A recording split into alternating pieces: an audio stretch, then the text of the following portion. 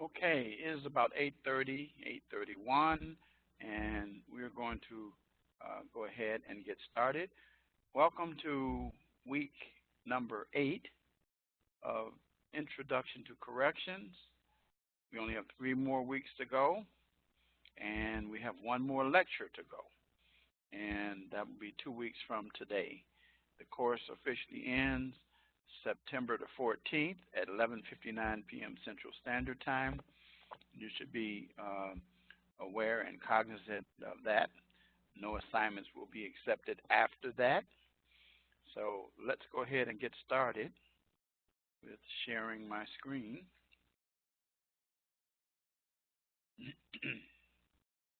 Okay, first of all, you can see at the bottom, you see my information there. So let's go all the way to the bottom. Rubrics, of course, are located in with each written assignment. You already know that. And then reminding you that we have one more lecture, week 10.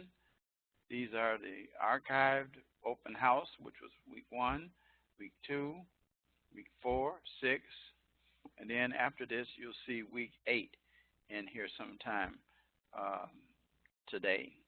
And so that's the live lectures, okay? And then let's take a look at the module for the week, the announcement for the week. And we'll be discussing parole. And you should have read section 7, 8, and 9 of the text. Deal with the activities defining parole, its issues, and then finally a conversation with the parole officer, which I will conclude today with. Your discussion assignment, the initial post was due yesterday, 11:59 p.m. Central Standard Time. Parole violators / parole officers' role. Your reply post is due by Saturday, 11:59 p.m. Central Standard Time. You know what I expect of you in terms of that because you've seen my grading processes and also you looked at the rubric. And so you have that information.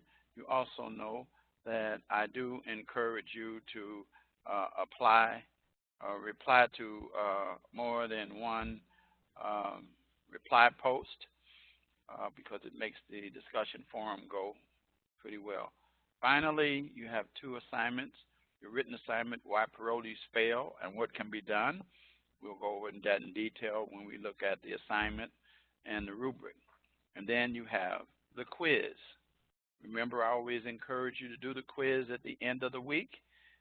You will probably be able to maximize your grades by doing so because you will have gone through the material, read it, and studied, as well as looked at the PowerPoints that I sent to you earlier in the week or Sunday. So let's take a look at the calendar.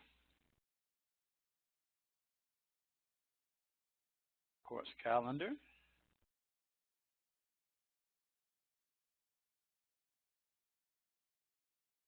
Course, here it is right here. Let's pull that up. Your reading assignment here, and if you clicked on it, it tells you exactly what I told you. Read sections 7, 8, and 9, and then you have the other things that also go with that. Your initial posts, your reply post, your written assignment that's due, and it explains to you 2 pages. And I tell you that repeating the facts don't satisfy the requirement. I'm going to be looking more at your critical thinking in your papers. Why parolees fail and what can be done. APA citations in the body, references at the end, a cover sheet, as well as Roman 12 point should be written. So that will be due Saturday, Sunday the 26th, by 11:59 p.m. Central Standard. And then next week, your assignments, and then you'll have a course project. Your final course project will be due week 9, okay?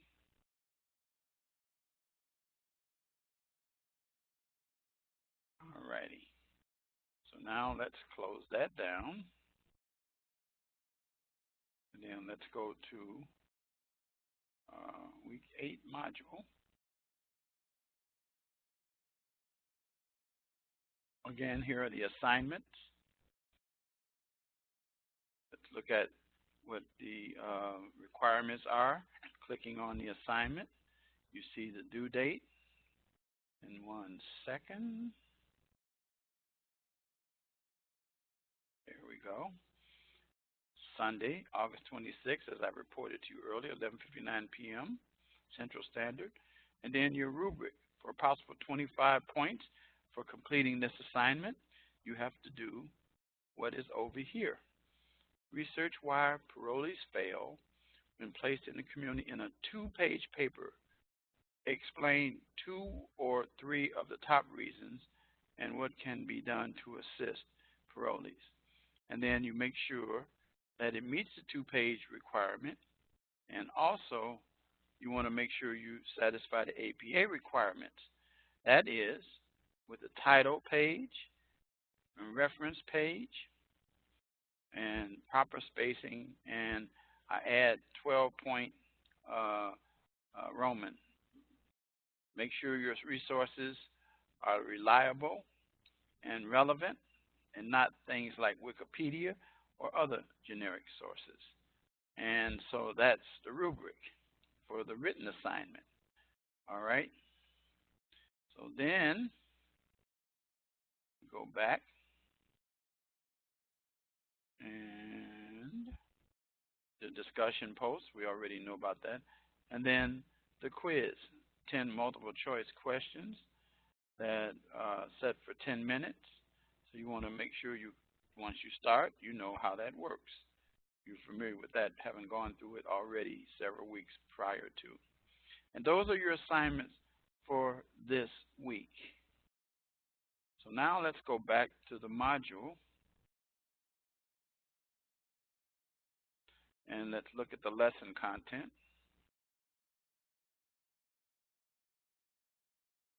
So we're going to talk about parole, what parole officers do, how it works, what is it all about. And then I've already given you your assignments. So we're going to deal with these first 2 things up here. Then we're going to adjourn, completing it with conversation with a parole officer. So let's get right into parole. So what is parole? First of all, you should be aware of the fact that of the 4 sources that you have in corrections, that being prisons, jails, probation, and now parole. Parole is something that takes place after prison. After prison. In order to be paroled, you had to be incarcerated first. And then you're given what we call early release, and you are taking that early release and you serve the remainder of your time based on the fact that you satisfied the requirements of your release, the conditions that are presented, that is, by the board and the parole department, and you will serve that outside of prison.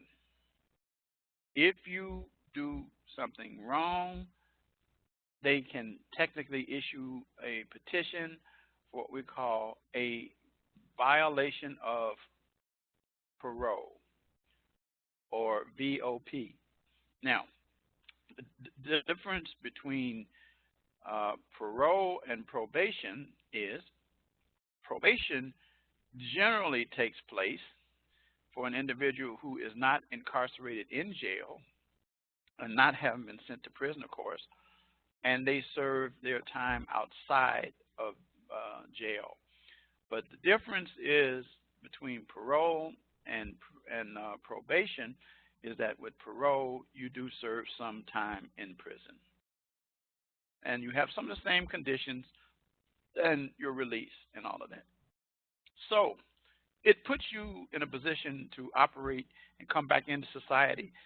You end up earning your way to parole by how you operate while you're incarcerated, and that you followed the rules, you stayed out of trouble, and so you spend your time outside of jail.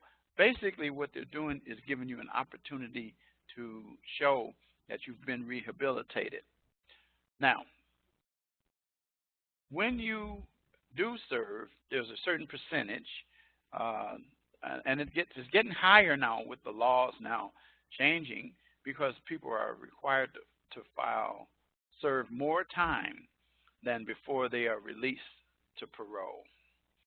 So, as it says, you report to the parole agent, and that you're under what we call on what we call in a jargon paper, which means that you're under supervision of the jurisdiction or the state wherever the parole has taken place, and that will last until you complete your sentence. And again, you can be returned to prison. Now, parole is what we call either discretionary in the case of indeterminate sentencing, which means that you don't have to serve a certain time. You can apply after, a reasonable period of time you've been in, a few years.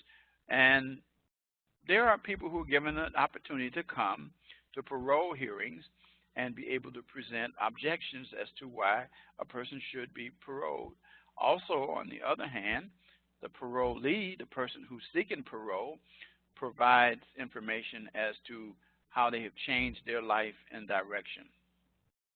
One of the most famous paroles is of O.J. Simpson, and it was broadcast nationwide, just like his trial was. And in his parole hearing, which was interesting, there was no opposition. Even the prosecutors didn't come in to try to object, which generally does happen. Even witnesses didn't come in and object. In fact, one of the victims actually indicated that they thought that he had served enough time and that he should be released back into society. So they set out the conditions for him, the board convening and voted unanimously to allow him to be placed on parole. And he wanted to go live in Florida. I don't know if he ultimately did it, but there were some issues that were taking place. But that was his desire. And so that's how parole operates. So he served an amount of time that was satisfactory to everybody, and he was a model prisoner while he was incarcerated. So anyway, back to the point, parole is either discretionary, which means indeterminate sentencing, or mandatory for determinate sentencing, which means that with determinate sentencing, where you've served a certain amount of time and you've been doing well, you've been operating in good behavior, then you will then generally get parole. Now, again, as I said, the board determines who and when discretionary parole takes place, not the judge, but the board. And the board is also the same one who revokes the parole. Like probation, parole is a privilege and not a right. You have to earn it. So you're entitled to hearings and due process where you can bring in witnesses. You're entitled to confront witnesses that are cross-examine witnesses that are opposed throughout the whole process if you're involved with revocation. And you should be aware that the standard of proof in a parole hearing, as in a probation hearing, is not beyond a reasonable doubt as in the criminal case, but the preponderance of the evidence. So it's kind of like operating on the same basis of a civil case. So it's pretty easy for the evidence to determine that you violated parole. Now, parole officers generally don't want to violate somebody on something that's really picky, like maybe miss an appointment or something like that. But if you're continuously doing things like that, then you accumulate enough information for the probation officer or parole officer in this case to file the petition and then go before the board. So there's so many violations that can come about, but the fact of the matter is that there is a due process issue that takes place, okay? And there are written documents and statements and all of that. The parole officer has many of the same functions as the probation officer, as I said, and they monitor you, you report to them, they assist you with coming back into society.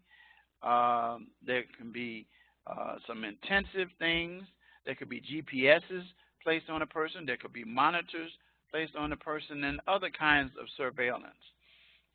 And there is assistance with employment, education, and life skills, counseling, drug treatment if you have a drug issue and things of that nature, and also to deal with your family issues. The bottom line is that the parole officer is kind of akin to a social worker or a caseworker working with the individual who is released back into society, and that's how it works.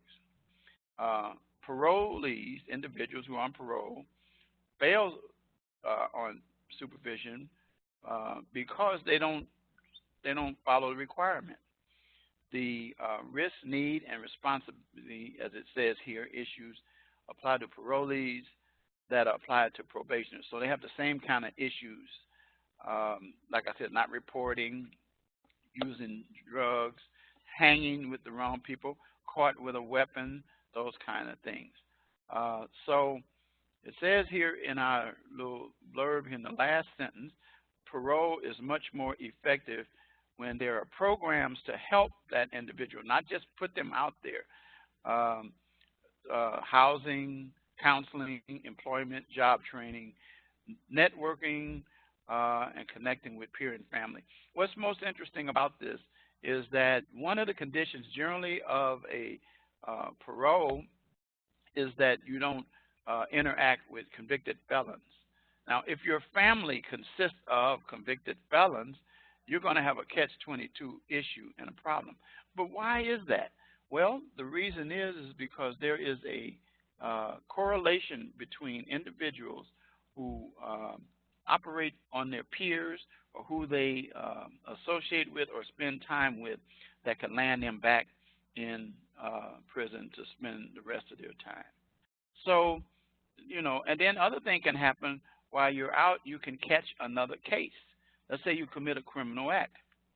Not only will you violate your parole, but you will also be tried with the instance of a criminal act that you committed, which means that you're going to have time added, and then you're going to end up probably serving the time that you have for parole incarcerated, and then when you complete that, then there's probably not going to be concurrent, which means served at the same time, but consecutive, so that when you finish one, you will start the other.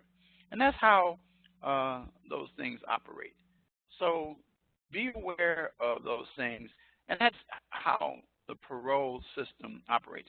There are many jurisdictions who are attempting to do away with parole, but it is problematic because of the fact that the overcrowding of the prisons is a major problem, as you've discovered from your previous assignments, and that it is in the best interest of society to try to get these individuals to blend in or matriculate back into society and become productive citizens and not recidivists or repeat offenders. So parole gives you an opportunity and a chance to demonstrate that you learned your lesson, that you have now got the ability or desire to learn skills to keep you out of trouble. And that's pretty much how it works. So what we're going to do now, we're going to transition into this last part, which I'm going to put on this interview with the parole officer to help you understand how these things work. And so I'm going to remove my headset? That you can actually get a better, you can hear these things better with that. And then I'm going to also stop my, stop my video. My name is Lex, over with the Medicine Department of Corrections. Started with the Department of Corrections in 1995. Started with information officer, working with adult misdemeanors and juvenile and all the misdemeanor felons, whatnot. Did that position for many years before becoming a supervisor police probation officer working with adults, so adults. Did that for many years before I took the current position that I work with now as a supervisor police agent and CID, College Restoration Program. And both programs are the equivalency of parole. These people have been to prison and are serving the remainder of their prison sentence in the community. That is correct. All the clients that I work with have been sentenced to prison, have served their time in prison, have been released on their main third and super. However, on the CIP program or Challenge Preservation Boot Camp program, those individuals are released early and inmates working off their prison sentence. Okay. Okay. So what does that mean that you get everybody who comes out of prison? When an individual is sentenced in the court system to prison, those individuals that go to prison are evaluated at the institution, determine their risk to public. If their risk score reaches a certain level, they are assigned to an intensive supervised release team. I am a part of that team that supervises some of the more risky cases in the state of Minnesota. Those would be cases of murder, possibly of both, all sex offenders that are significant risk to public safety, and level 3 sex offenders, level 2 sex offenders, but not necessarily all sex offenders represent a risk to public safety. I'm also a CIP agent. CIP stands for Challenge Restoration Program. We handle the individuals that come out of the Minnesota Boot Camp. And so we have a camp system for releasees who have met criteria for early release. But they have gone to prison in order to participate in this boot camp. That's correct. I am a supervised release agent now. My primary, I work mainly and only with individuals who are released from prisons. Okay, what are the qualifications to do your position? The qualifications to be a what's called a corrections agent are a 4-year degree in corrections or an equivalent background such as sociology, psychology, also an internship of 400 hours or equivalent work such as including prison investigations, case management. You might look at other types of employment such as case manager within the institution and other case management type jobs within the community, within other social work type jobs in the state. Is there a typical day for you? Yes. Some days are very typical. You wake up, you get dressed, you check your vehicle, all of our contacts, all of our workers in the community. We operate out as an intensive supervised release agent. We out of the car. The car is set up like an office. It has a laptop. It looks like a lot like a squad car.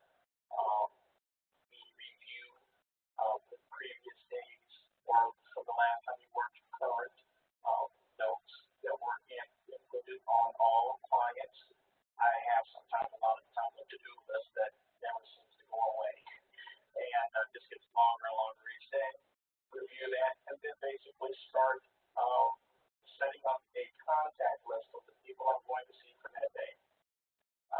Then load up my car, check my vehicle before I leave, and then head out onto the road. So once you're on the road, are visits typical home because you're at their home?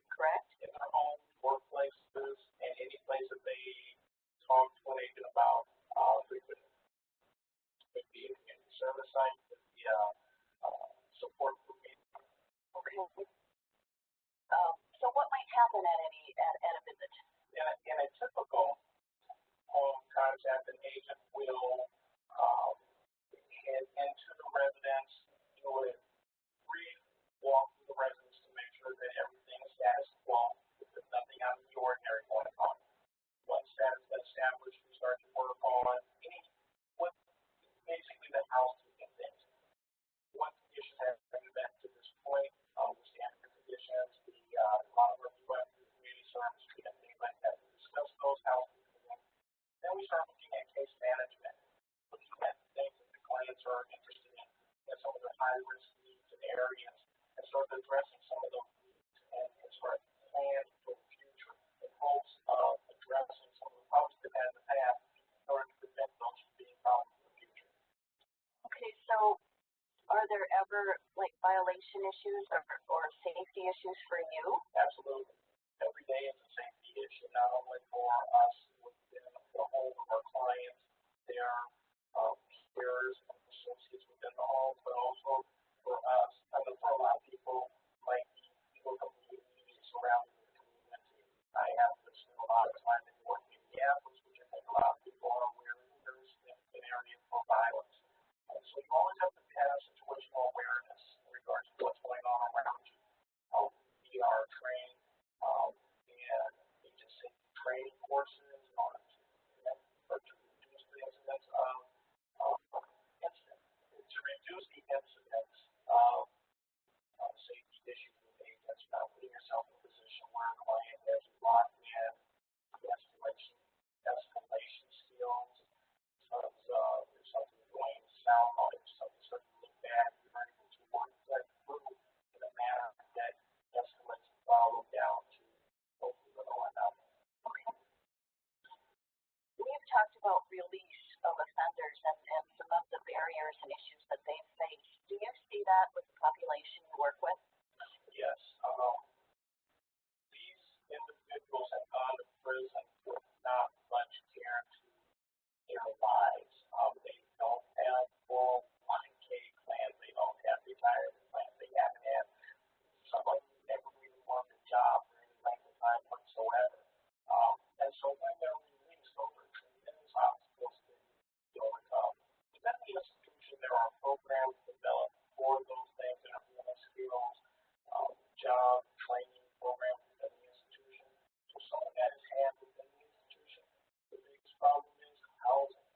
They burn a lot of bridges while they're in the institution, and so bridges being family, they burned up their family members, they burned up their friends, and so when they're released, they have nothing, no one. And a lot of times they'll come up here from another state to commit a crime.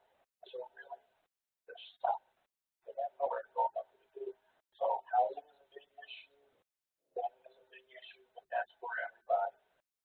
Okay, and so you work with them on those issues. You help with those issues also? I do. Not necessarily directly with the clients in regards to their individual housing, but we are always in search of better housing in the areas that we supervise. That is one of our mission statements. That's one of our goals as agents is to find suitable housing for clients that we use on a regular basis. Those individuals who don't otherwise have housing. There are a lot of programs out there, especially in the metro area, that are willing to help. Okay. Touched on violations earlier, but we've talked about the violation process, and it's a little bit different than going to court. Can you talk about the hearing process and maybe your role as an agent during that process? An agent plays a dual role in that process. Although an agent's in the home working with the client to assist them in their facilitation of a better life, when it comes to a violation, in a hearing, an agent becomes a prosecutor. And in that the hearing is set up typically at jail. Let's start from the beginning. If an agent comes into a situation and the client is found in a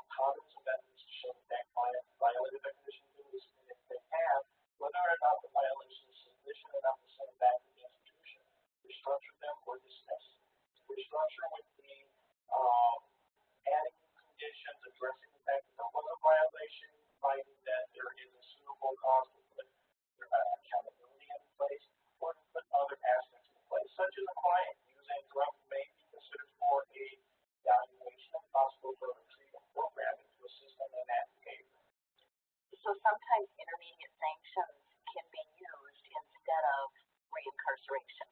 Intermediate sanctions are agents you'll have at their disposal in the field. And what they'll do is it acts like a revocation within the institution, but without the hearing officers. The agent will ask the client if they're willing to participate in this program, and then at that point, the client may be willing to engage in those things that we talked about in the restructure, such as further chemical dependency programming, an intermediate sanction that would be a loss of privileges, may even volunteer to go on to an electronic monitor to address accountability issues. Okay. And you mentioned the hearing officer. Is that like a parole board in other states? It would be like, I think a parole board would be set up more in a factor of having multiple individuals at a table evaluating a person's adjustment to be released from the institution. I think it's more like a judge. So in this particular case, I would equate it more to the judge's role. They weigh both sides of the evidence. The defense attorney lays out their side of the story. The client lays out his information. And then the probation officer, parole officer, ISR agent lays out their violation. The hearing officer / what I would consider the judge takes all that information in and determines whether or not that person is in violation or not. Okay. And the sanction is a resolution comes after that from that hearing officer / judge. Okay. It's an administrative position. Okay. It's called an administrative hearing. Okay. Do you have advice for students today who are interested in this field? This is, as everybody knows, the community, the state is suffering significant losses of revenue. And jobs are hard to find in the field. My best advice for people who are coming in the field is volunteer. Get into the agencies, do pre-sentence investigations, do case management, work with kids, get to know people in the field. Once you're in the field, have a good idea of what it is that you want to do in the field, and be an innovator. I think 20 years from now, it might not look the same way it did 20 years ago. So I suspect what we're going to be looking at is technology, how they can bring that to the forefront. Those individuals coming into the field can be an asset to that agency, not necessarily somebody who wants to sit behind the desk all day or who wants to just collect a paycheck to do a job so that they can, and collect a paycheck to do the job to do what they want to do elsewhere. Those who really love the job will really bring something to that agency that are really going to make a difference in how we see corrections in the future. Okay. Thank you.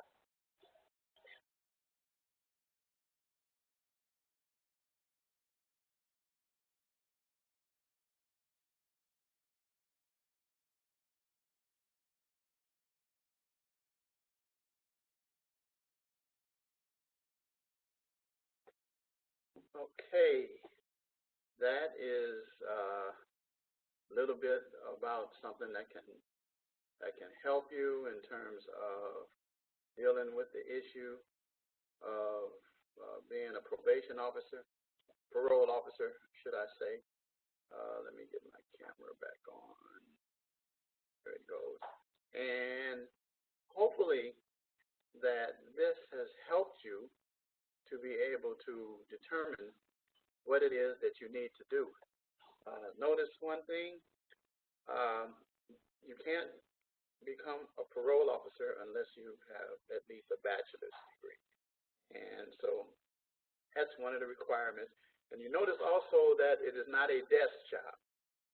You're in the field. I remember I was in a restaurant recently in my neighborhood because there's a prison that's close by us, Stateville, in the Illinois Department of Corrections facility. And this guy was eating lunch, and I happened to start talking to him, and he turned out to be a probation officer. So we had a good discussion, and he was telling me that, yeah, he spends more time out here dealing with individuals who possibly could find themselves in situations where they may violate uh, parole and getting them, and the police will assist them in arresting the individual and taking them back. But he was talking also about the fact that one of the problems, unfortunately, with individuals is because of the budgetary restraints in many states, including Illinois, that they don't have a whole lot of money for the programs that are needed to assist the parole officers in terms of helping these individuals to stay out of trouble. So, and then certainly the mental health issues and the drug treatment issues are in jeopardy because of some of the budgetary issues. But that's all part and parcel of the game. So anyway, I hope that this week that you picked up some additional information concerning parole. And so I'm going to say good night to you. I'm going to terminate this session and see you in 2 weeks in September with our last lecture of the course. Good night.